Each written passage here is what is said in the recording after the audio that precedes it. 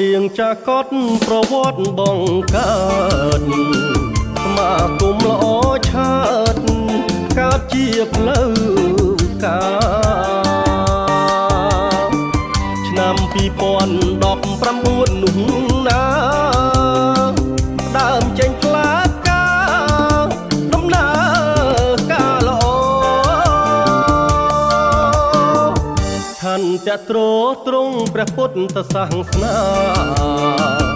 បណ្ដុះសិក្សាជួយអ្នកក្រីក្រក្រោមជំហរស្ដំអប់រំសិលធម៌សង្ឃហੰបន្តស្មោះសរធ្វើទានជំនួក្បាលកោះវត្តបឹងសេដ្ឋីសាមគ្គីមានជ័យនិស័យធម្មទានចិត្តឆ្ងាយប្រជាសទ្ធាលោកមានសាមគ្គីជាស្ពានគុណធានអបបឋម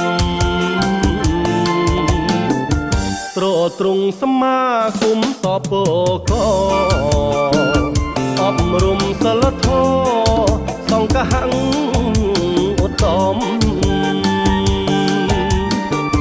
អរគុណសទ្ធាប្រជាឧបត្ថម្ភដើម្បីសង្គមជាតិនិងសាសនា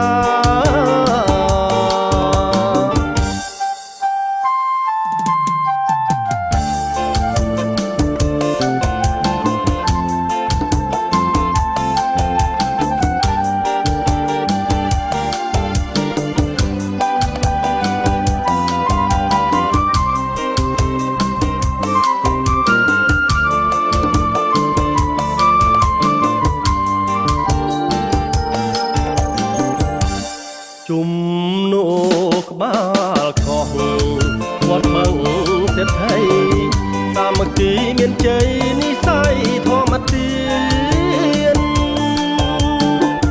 ចិត្តឆ្ងាយប្រជាសទ្ធាលោកមានសាមគ្គីជាស្ពានគុណធានអបបឋមត្រទ្រង់សមាគមសពកអប់រំសិលធម៌សង្ឃហੰ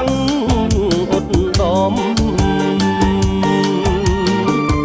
អរគុណសទ្ធាប្រជាឧបត្ថម្ភដើម្បីសង្គមជាតិនិងសាសនា